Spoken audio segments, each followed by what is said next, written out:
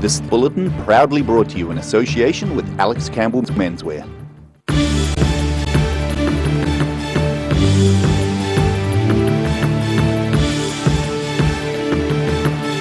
Tonight on the South Today, the Prime Minister visited Invercargill today and says there are many opportunities in the South.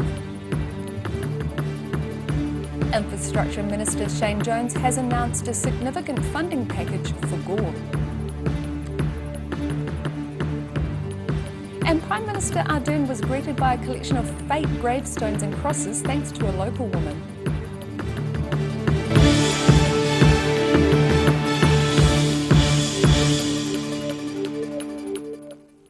Kia ora, good evening, I'm Melissa Barton. Prime Minister Jacinda Ardern is playing up the huge economic opportunities that exist in Southland. At a press conference in Invercargill today, she said it was time to plan for the job losses from the inevitable closure of the local aluminium smelter. Jacinda Ardern has met with Southland leaders about the next steps to help the local economy after last week's shock announcement that the Tiwai Point aluminium smelter will close with the loss of about 2,600 jobs in the region. She says the government has already plans to further develop Southland's economic opportunities. There have already been plans underway for some time to develop those opportunities, whether they are in R&D for new food production, whether it's aquaculture, whether or not it's data centres and some of the work that's been done here on even space and the infrastructure that's been built in New Zealand there. The opportunities here are significant. Ardern has ruled out a massive financial bailout to keep the smelter operating, and she says it's time to start planning for the inevitable closure of the facility. Obviously, Rio Tinto have indicated a transition period of roughly 12 months. They're in talks with Meridian, and I don't want to cut across those. Ultimately, though, we, regardless, are going to get on with doing the planning and preparatory work to make sure that we do have high-waged, high-skilled jobs in this region to pick up those who have currently been working many, many years within the smelter. There have been concerns expressed about what condition the smelter's site will be in after it's shut down, especially in the light of the ongoing issues of potentially toxic waste from the smelter already stored around Southland. My view is that the smelter owes it to the community to make sure that that remedial work is done and done to a standard that restores the environment. And I think that's a fair expectation that everyone in this community should have. Ardern also wants to make it clear that Southland's economy will be well looked after by her government. Today, this is a firm commitment from us that we will work with this region to make sure that we are growing those opportunities in the future and that we're working alongside them as we work through some of the timelines that we might have off the back of negotiations with Meridian and Rio Tinto. The government has already announced funding of more than $75 million for the region. In Invercargill, the South Today. Police have still not located the body of missing Dunedin man Martin Sutty in Lake Wakatipu. Today was the 5th day of the search for the 37-year-old, who was first reported missing on Sunday afternoon after fishing south of Glenorchy. Police officers could be seen searching in the area around the mouth of the Buckler Burn stream yesterday. A team of 10 Navy dive specialists joined the National Police Dive Squad. Police are planning to use a remote-operated and autonomous underwater vehicle to search for Mr. Sutty. Gore is to receive a government funding boost of $4 million. Infrastructure Minister Shane Jones announced the funding for upgrading the town's library and multi-sports complex.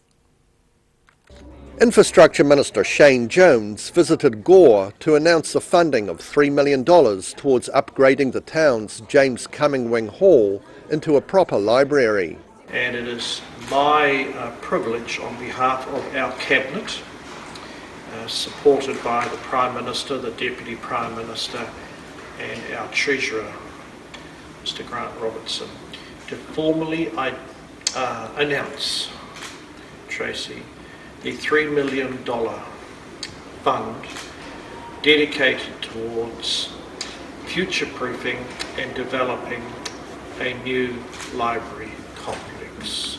The building has already been turned into a temporary library after black mould was discovered growing in the building, which had previously housed the town's books. Gore Mayor Tracy Hicks says it's important for towns to have a cultural centre, such as a library. Libraries are quite different now to the beasts that they were when our library was first connected. Absolutely. And in many ways, for centuries now, libraries have been the heart of a community, but they're quite a different heart now. And I'm hoping that from this afternoon's little discussion with you, we might be helped along the way to just develop a new heart of a library for this community. Nearly 60 construction contractors are expected to be employed, with work hopefully beginning within 6 months. And Gore Libraries manager Lorraine Weston-Webb says she's very much looking forward to seeing their temporary building being brought up to scratch to become the town's main library. It isn't ideal. We have trouble with heating and cooling. We have trouble with spaces. All of our chairs from the previous library up on the stage because we can only fit a few in. So it'll be lovely to be able to tell people when they come in now what we will be able to do. And thank you from the bottom of my heart. I really love you for this. Thank you. The $3 million for the new library comes from a $3 billion contingency for infrastructure set aside in this year's budget, with another $1 million to go towards replacing some of the roofing of Gore's multisports complex. In Gore, the South Today. And continuing on from the government funding for Gore, the town streets stand to be improved by a $1 million project soon to be launched by the Gore District Council. The council has received $900,000 from the New Zealand Transport Agency to put towards the Streets Alive project. The council will contribute about $100,000 towards the project. Gore Deputy Mayor Bronwyn Reid says the project is a chance to look at the town's future. The public has been invited to submit ideas and opinions on how to improve the town's streetscape. Back down south in Invercargill now, where Prime Minister Jacinda Ardern was given a grave message about the closure of the Tiwai Point smelter. Local businesswoman Carla Forbes produced 20 imitation headstones and placed them along the route Ardern took, where she visited Invercargill today. Let's do a funeral for Southland's economy. An Invercargill businesswoman is hoping to send a grave message to the Prime Minister over the closure of the Tiwai Point aluminium smelter. Carla Forbes has produced about 20 imitation gravestones placed along the route Prime Minister Jacinda Ardern will take when she visits Southland today. We've actually been talking about people not understanding the absolute gravity of the situation and what the removing Tiwai from Southland will do to our economy. And so we had sort of started using the terminology around, it's going to be like a cemetery, the place is going to be like a graveyard. And we said, well, that's it really, isn't it? Forbes says the region has taken hit after hit and she could not sit back and do nothing. And while she's not part of any official meeting, Forbes hoped the signs will attract the attention of Ardern, as well as Finance Minister Grant Robertson. I'm a fighter, Southland are fighters, so if there's a window, we are going to buckle down, we're going to shoulder into it and do whatever we can to fight. We're not expecting it to stay open forever, but now is not the time to be taking jobs out of the market. I think if we can keep those jobs here a little bit longer, give us time to scale up new industry, Southland's going to be a lot better off for it. It is estimated up to 2,600 jobs, including at least 1,000 directly employed by the aluminium smelter, will be affected by the closure. In Invercargill, the South Today. Still to come on the South Today, Southern Emergency Services were busy this morning near Balclutha, and we have an episode of Global Insight for you, so see you after the break.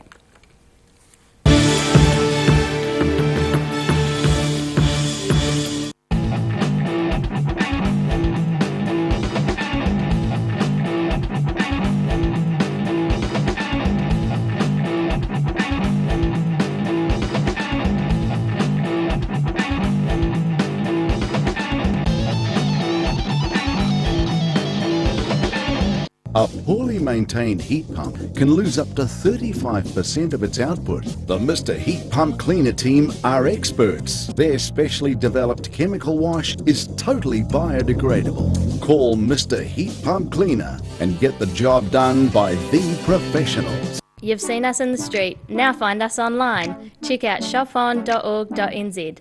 We have all sorts of treasures, from retro and vintage clothing to antiques, homewares and accessories. New items added every week. We're open 24/7. Hi, Lindsay Campbell. We're back in Invercargill again. We're here for a month. We've got a men's fashion clearance at up to 70% off. We're right beside the motorcycle Mecca. Check them out too.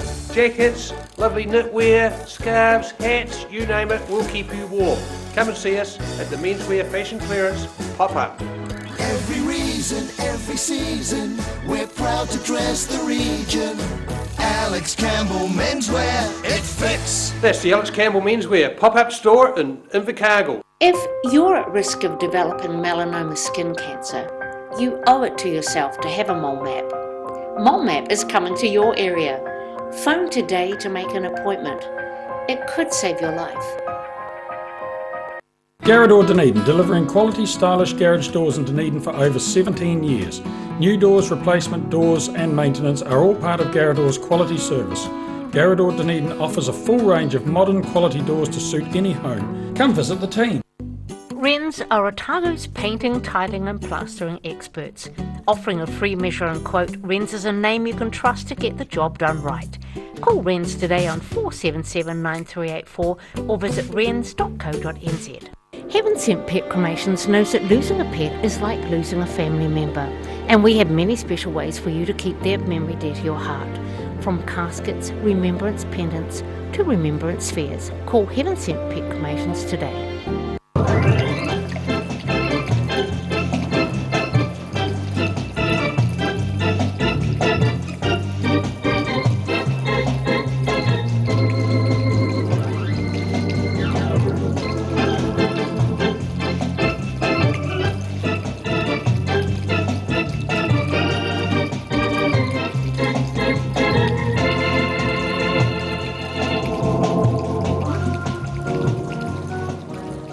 Do you know Youth Grow in North East Valley? It's an awesome plant nursery where young people can work and learn life skills.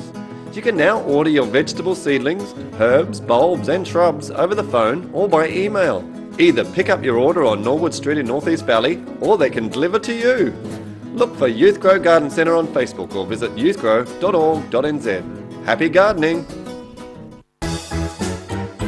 Every reason, every season, we're proud to dress the region.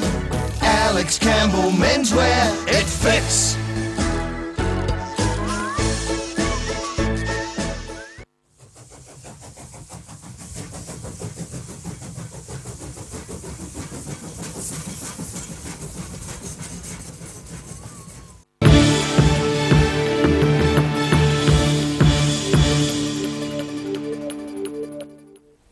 Welcome back. The drivers of two cars were taken to hospital after a crash in the Catlins this morning. Emergency services were called to the two-car collision in Kaka Point Road near the intersection with Factory Road just before 11 a.m. today. Police say one driver has a suspected head injury and the other a possible fractured limb and chest pains. St John's says they transferred two patients with moderate injuries to Balclutha by ambulance. No other people were in the vehicles. New Zealand is hedging its bets over using Huawei technology in its 5G phone network, Professor Robert Patman says. The international relations specialist says it's become clear the New Zealand government is trying to stay on side with both the United States and China. This week, the United Kingdom has announced it is banning Chinese communications giant Huawei from the rollout of its 5G phone network. Is this a Cold War, an economic war, or something else? Welcome, Robert. Morning, Bruce.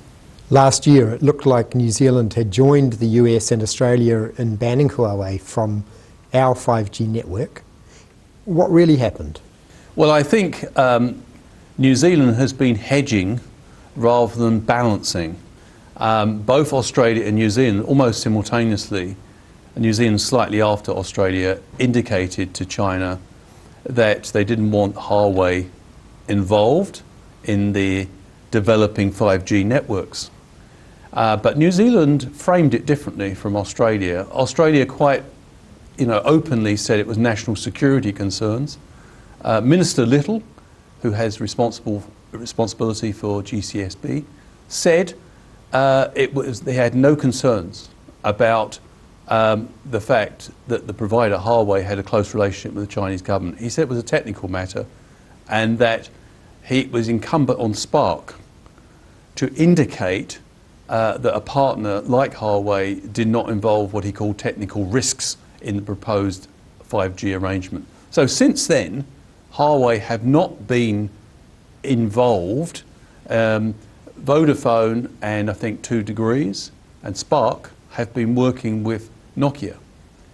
But the interesting thing is, it was not a definitive no that New Zealand signalled to Huawei, and that meant that what appeared to be a tense situation was diffused, and China has agreed to upgrade the free trade agreement with New Zealand, and the relationship has taken an upward turn. So New Zealand has distinguished itself from Australia. It basically has prevented Huawei from participating in the 5G to this point, but has not ruled out future involvement if Huawei meets certain technical concerns that the New Zealand government has. So what basically is the aim in trying to walk that fine line? What's New Zealand trying to achieve? Well, I think New Zealand's in a position where, as a relatively small country, it exercises maximum leverage if it's not completely on the United States side or completely on China's side. And both of these superpowers are engaged in old-fashioned great power rivalry at the moment, and they are trying to pull third parties onto their respective sides.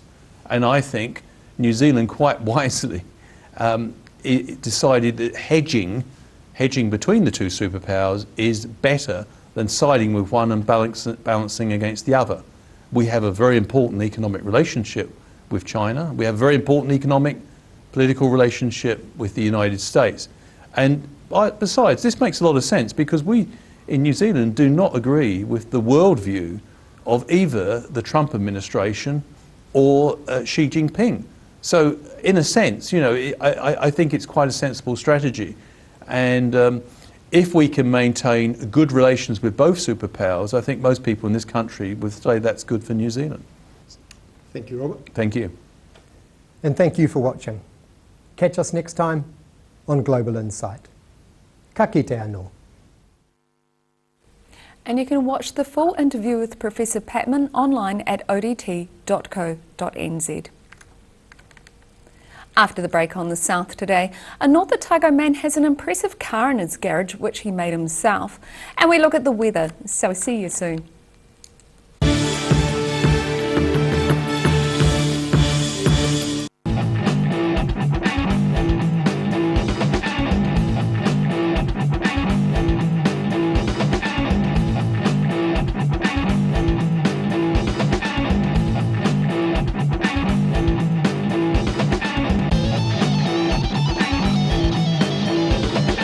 Garrador Dunedin, delivering quality, stylish garage doors in Dunedin for over 17 years.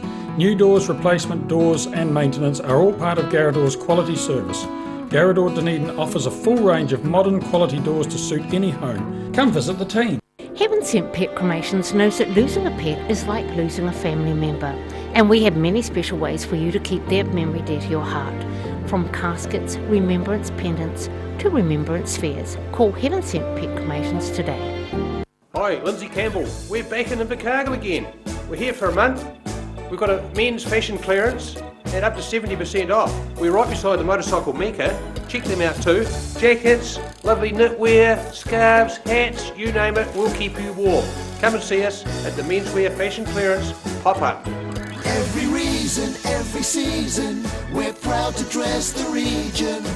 Alex Campbell Menswear, it fits. That's the Alex Campbell Menswear pop-up store in Invercargill. A poorly maintained heat pump can lose up to 35% of its output. The Mr. Heat Pump Cleaner team are experts. Their specially developed chemical wash is totally biodegradable. Call Mr. Heat Pump Cleaner and get the job done by the professionals.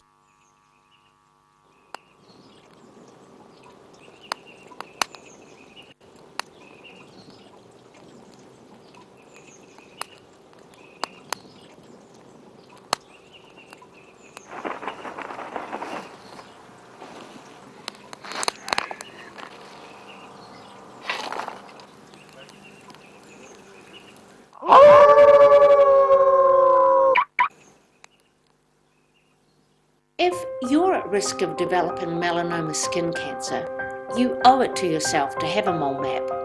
Mole map is coming to your area. Phone today to make an appointment. It could save your life. Wrens are Otago's painting, tiling and plastering experts. Offering a free measure and quote, Wrens is a name you can trust to get the job done right. Call Wrens today on 477 9384 or visit wrens.co.nz. Do you know Youth Grow in North East Valley? It's an awesome plant nursery where young people can work and learn life skills. You can now order your vegetable seedlings, herbs, bulbs and shrubs over the phone or by email. Either pick up your order on Norwood Street in North East Valley or they can deliver to you. Look for Youth Grow Garden Centre on Facebook or visit youthgrow.org.nz. Happy gardening! Step into Shop on Carrot and discover a shop full of treasures. We have a fantastic range of vintage and retro clothes, upmarket clothing labels, collectible items, beautiful jewellery, quality linen and the best range of vintage haberdashery.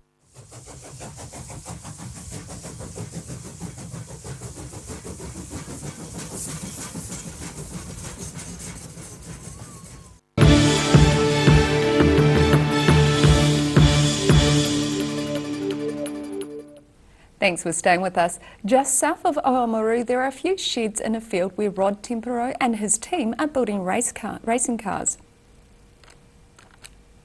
He recently has been able to increase his staff from 3 to 7 to try to meet demand for his cars, which are built from the ground up. Tempero says there's enough market for about 10 companies their size to meet customer demand. Cars built by the company 20 years ago are selling for close to $1.5 million US. He says the company focuses on creating classic sporty racing cars from the 1950s and 60s because that's the era that most people have a romantic recall of. Naseby proved the place to be for some winter fun last week.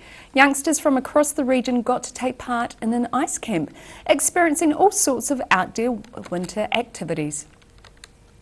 Naseby's annual ice camp, hosted by the Maniototo Ice Rink, returned during these school holidays due to popular demand. Activities included youngsters being taught the skill of ice skating. And snow showers added to the atmosphere on one day to the delight of children taking part. Dozens of children took part in the various events, with many coming from across Otago. In Naseby, the South Today. And now recapping tonight's top stories on the South Today. The Prime Minister and a group of senior cabinet ministers visited Invercargill today and say there are many opportunities in the south. Infrastructure Minister Shane Jones has announced a significant funding package for Gore when he made a whistle-stop tour. And an Invercargill woman hoped Prime Minister Ardern would be greeted by a collection of fake gravestones representing the death of a southern industry. And now look at what's happening in tomorrow's ODT. Welcome Barry Stewart. What have you got for us in tomorrow's paper? A little bit of what you had there. We of course have joined the Prime Minister Jacinda Ardern in her trip to Invercargill and the Labor team, so they had quite a number down there. And the hot topic was of course the Tiwai Point closure. Invercargill groups are wanting a deal that would slow the smelter's closure and buy time for upgrades needed for the grid that would allow power from Manapori to go north. So that was all the talk today in Invercargill. So have a look in the paper tomorrow and you'll find out what was happening there. It wasn't all talk, of course. Shane Jones has been handing out the goodies and he delivered a plan for 25 million upgrade of the Homer Tunnel. Creating an estimated 180 jobs. So that's pretty central linked for tourism as well, so that will be welcomed in that region. I'm sure they'll be very happy for that. Indeed. And another exciting thing possibly on the Dunedin horizon is the Rugby Championship Series. So Dunedin could be in line for 1 or 2 games in that series, and all that rugby championship will be played in New Zealand. It has been decided this year. So that rugby championship, of course, involves New Zealand, Australia, South Africa and Argentina. So some exciting rugby action in our back doors, backyard. So that's exciting. Details of everybody seems to be spending money these days. Details of a $225 million overhaul of sports facilities in Queenstown and Wanaka has been proposed, and that could see the demise of the Frankton Golf Course. Wonderful. So you can catch all of that in tomorrow's paper. And now it's time for a look at the weather. Night's weather proudly brought to you by Mole Map. Starting with the city view, you can't beat Dunedin on a good day. Looking at the situation, a high pressure remains over southern districts this weekend with easterly airflow over the rest of the country. Expect fine weather with frost inland, but some cloud at times on the Otago coast. Starting off at the northwest of the South Island, Greymouth and Westport are looking at mostly cloudy skies and 14 degrees. Across to the northeast, Nelson and Blenheim can expect cloudy skies as well and a high of 12 degrees.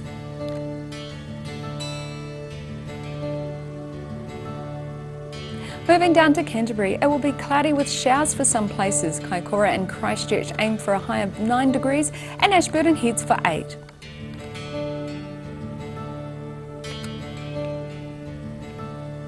To the southern towns, plan for light easterlies and mostly clear skies for the Catlins, Balclutha and Lumsden and Gore. And you're all due for highs of 7 degrees. In central Otago, you can expect light winds and clear skies. Wanaka should reach 6 degrees, Queenstown heads for 5, while those in Alexandra and Tiana should dress for 8 degrees.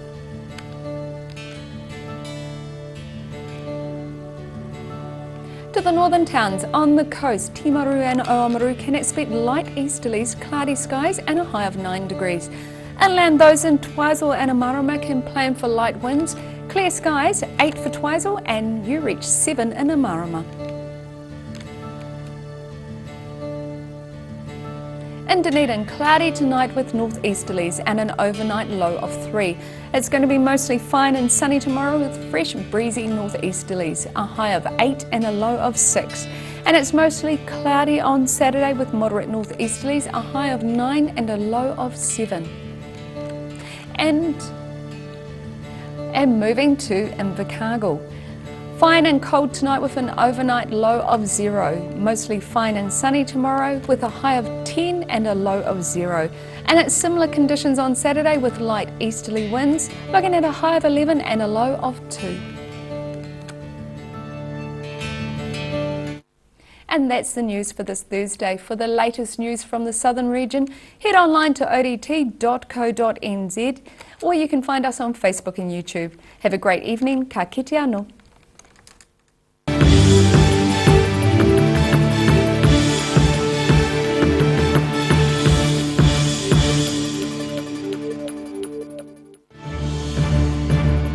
This bulletin proudly brought to you in association with Alex Campbell's Menswear. Supporting local content so you can see more of New Zealand on air.